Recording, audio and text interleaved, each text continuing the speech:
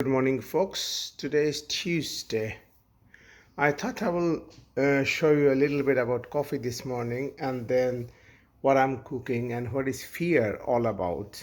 Because recently we had this conversation with one of my doctor colleague um, about the fact that she recently become afraid of driving in the motorways, seeing big lorries and stuff. She feels that she's going to crash into this. Anyway, coming back to the coffee. Uh, as you know, I start my day with coffee, 2 cups, good for brain, good for liver, delays fatigue, activates your arousal system, all that stuff, but do not overdo. It is detrimental. So this is an Americano. This is a 4 intensity 4. This is basically the pods which uses the machine. This is the machine. It's not expensive. It's 40 pounds.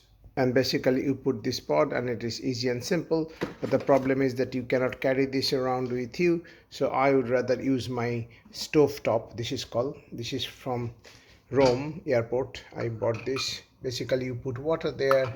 You put ground coffee there on top, and then you cap it up, and the steam will generate from bottom, percolate through the coffee layer and accumulate here. That's the best coffee, that the traditional, unless you have got an expensive proper espresso machine.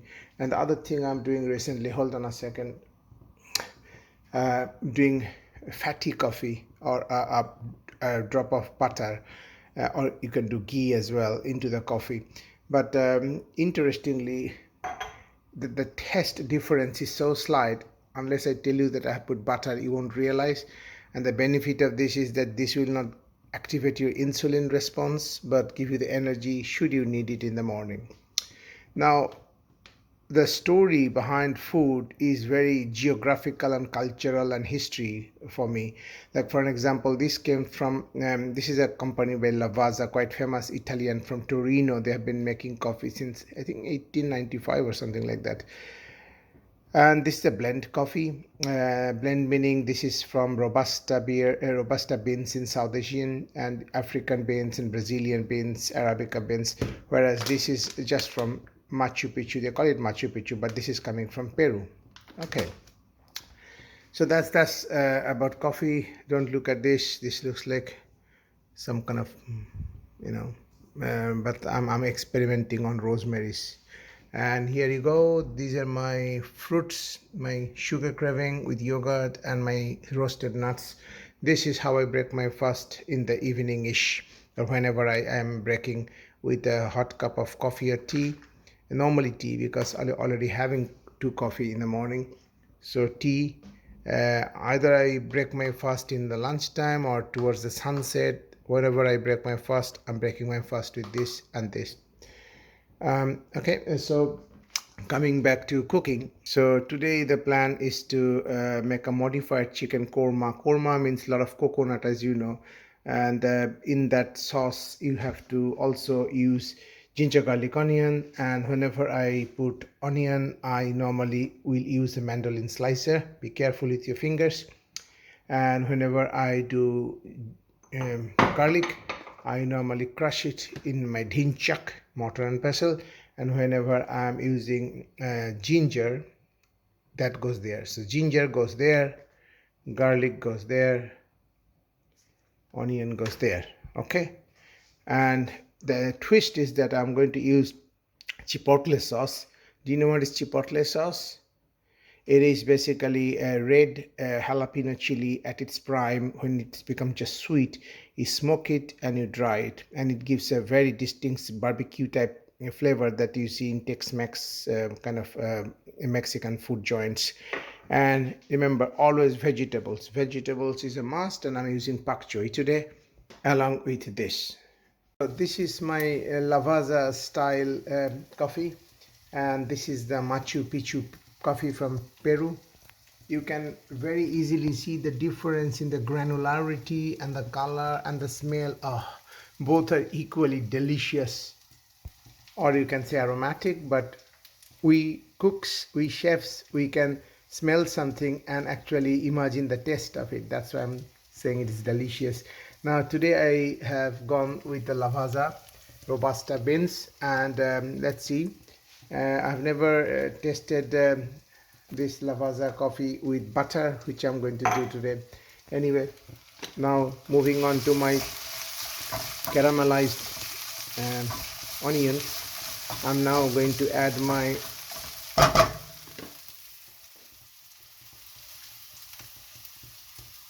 ginger.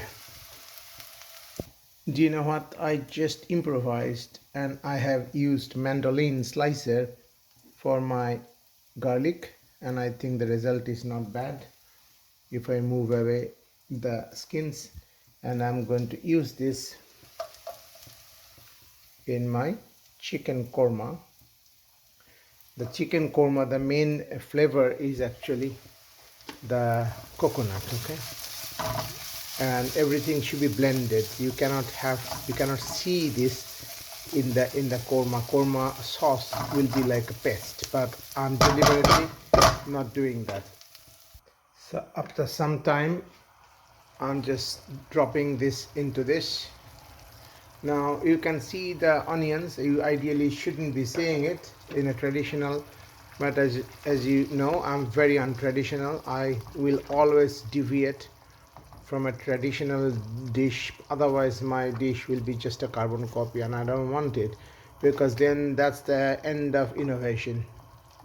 Now I'm going to now gently fry the chicken pieces and put it in this, and then it's a randomized controlled trial. Half of it I'm going to use this very unconventional chipotle chili just to see what happens, and serve it to same customers, meaning my kids, my wife, and say, what do you think of this versus this? Let's see if they can smell the difference. Remember, coffee, you need to store it in an airtight container, and I find these antipasti containers are the best. I reuse it. So my coffee is almost ready, I think. Yes, so let's switch off. Here goes my fatty coffee. Careful, I'm dealing with a lot of heated stuff.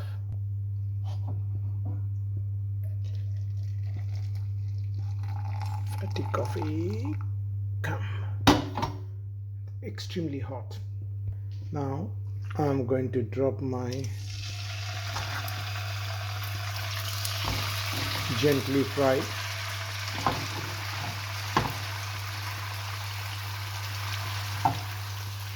I am soaking my pak choys here, because all vegetables must be soaked in warm or hot water, because there will be pesticides and fertilizers in this. Frying your chicken slowly, the chicken is coagulating and the color is becoming white. As you can see, I'm turning up the heat a bit more, and after I fry it, I'm going to add it to that korma sauce. But as I said, my plan is mischievous. I'm planning to ruin my korma with Indian korma with Mexican chipotle sauce, or jalapeno, smoked jalapeno. When I say ruin, I mean innovate. Now I'll tell you whether I like it or not. Sometimes the taste can be a bit acquired and you don't like it in the beginning, and then you tend to develop a liking for it. Now coming back to fear.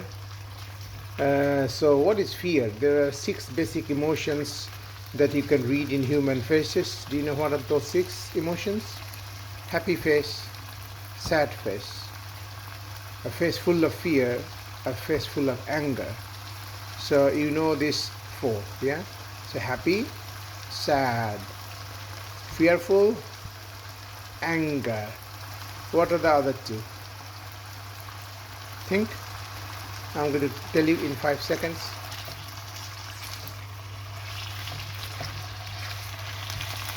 Surprise. There's a face of surprise, which can be happy surprise or sad surprise or painful or fearful surprise.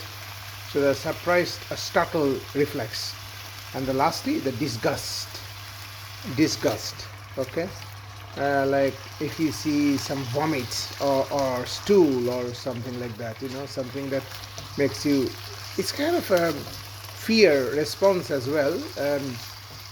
So these are the six basic emotions. Now fear um, is something that nobody wants, yeah, because we are all afraid of darkness.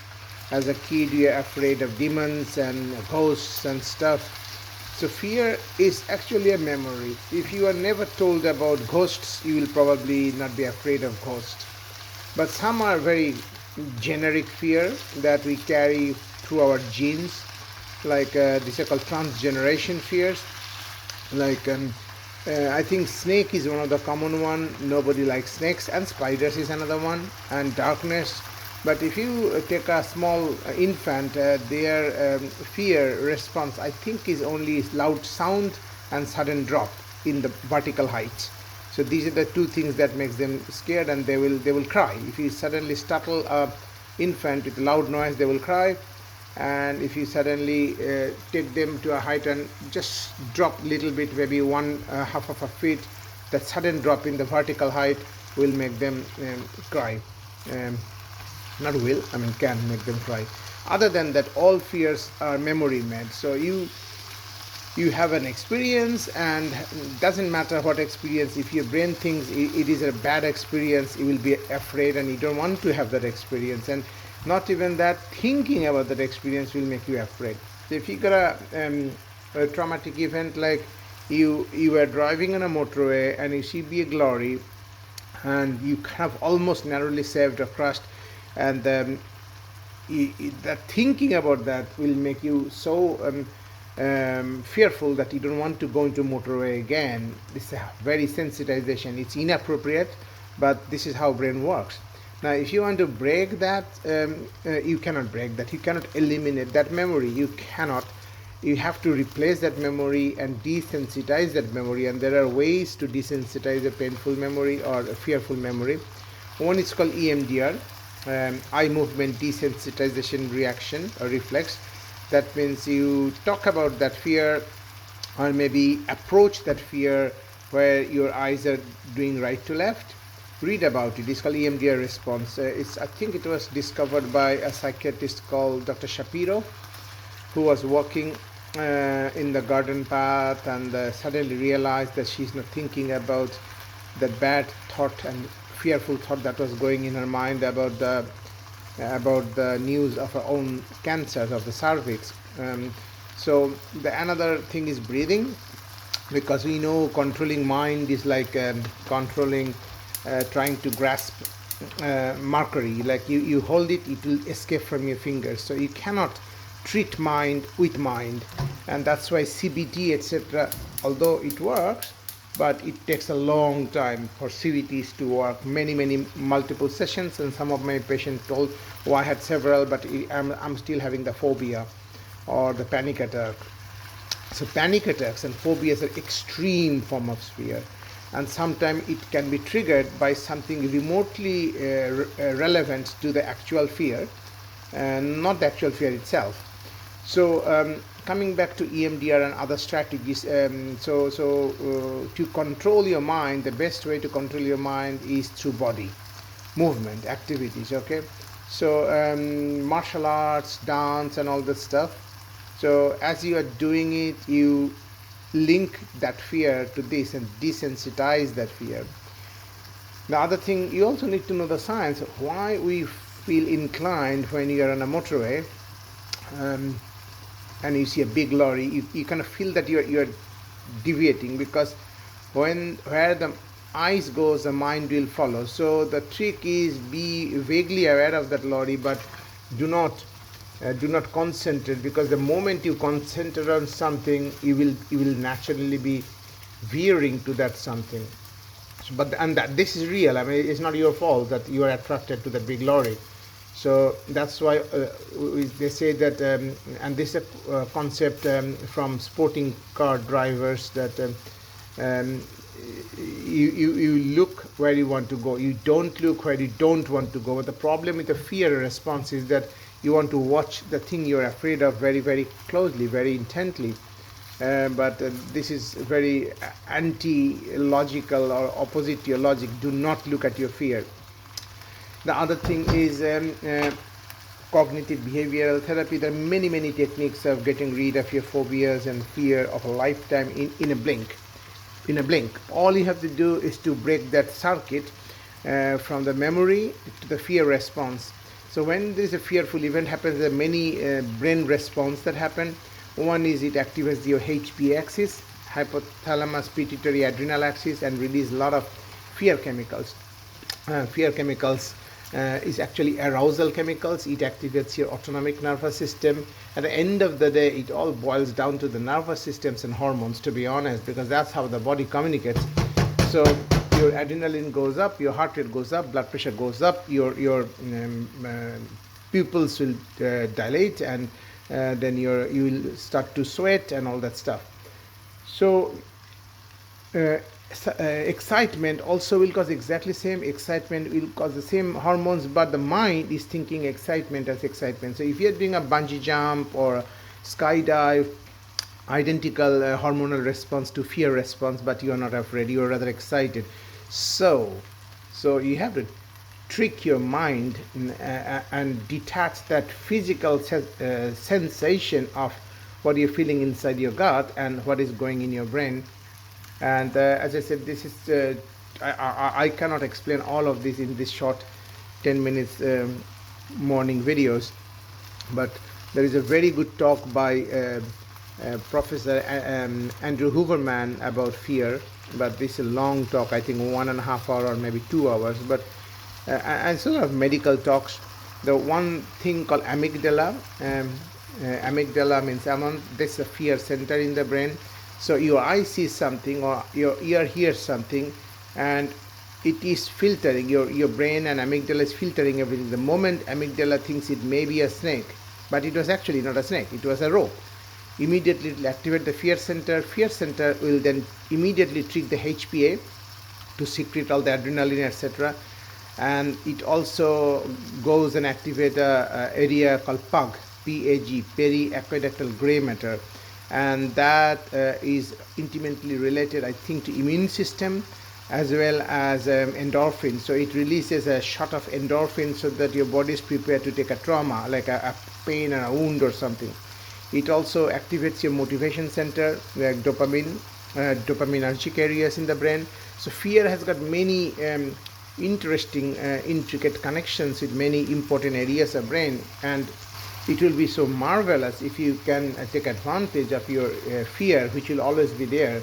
In fact, we should not abolish fear, because there have been studies that lady, I think, had a problem with the amygdala, and amygdala got destroyed by some disease process, and she became fearless to her detriment. She would go up in the middle of night to a knifed robber, and in fact the robber will get what's wrong with this lady, why she's not afraid of me, in the middle of night I've got a knife and she's alone and all the stuff. So fear is protective, so take advantage of fear, but also watch this man, what's his name, Stephen Kotler. He's a flow expert, like flow, the way you do stuff, really good stuff, but almost like subconsciously, like Messi playing football, or like Beethoven playing piano. Obviously nobody has ever seen Beethoven playing piano because there was no camera, but you know what I mean, like the way I'm talking but I'm not thinking. But I hope I'm not talking rubbish, because at some stage of mastery you go subconscious. That means you have developed enough wisdom and memory and pattern in your brain that you're not actually thinking what you're doing, but you are actually doing way more quality work than the people who are actually thinking and doing. It's like riding a bicycle. Like in the beginning, you're thinking about how to ride bicycle. You're all stiff and jerky and all the stuff. So your brain is way more active as a beginner and doing crappy bicycle riding. Whereas if you're a veteran, you're not even thinking about bicycle, but you're riding way better than that. Doesn't make sense. So your activity has now become subconscious to the extent that you have become an expert. You have become an autonomous genius person. So that's why sometimes to the beginner it might feel like, oh, how this guy is doing this. I mean, he's not even thinking, and he's playing better than me, or he's whatever activity you want to is he's doing better than me. Now my chicken is coming to an end, and you kind of got a primer in fear, and in my second session I will try to give you some practical tips, like if you're afraid of something, what to do. Remember, you cannot eliminate fear, you have to replace it. You have to reprogram the memory around that fear, because there was a reason that you developed that fear. So you cannot eliminate that. You have to accept that, honor that, and then reconfigure your reflex pathways around that memory to get rid of fear. And you can really get rid of any fear. Fear of height, you can be a greatest climber. Fear of water, you can be the greatest long distance swimmer. And people have done it. I mean, sometimes we will do stuff to conquer our fear more than if the fear was not there in the first place. So if you had a humiliating experience doing a public speaking, maybe it's in you who will be the best public speaker of your area or your region.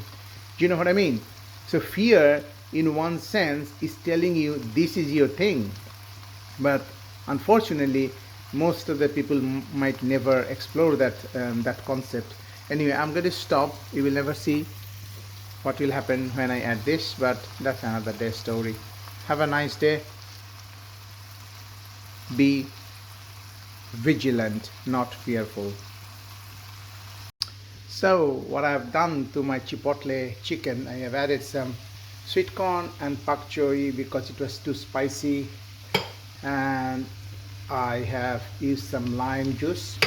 So this is the hot and spicy, and this is the mild and mellow chicken korma, and this is my prebiotic chutney.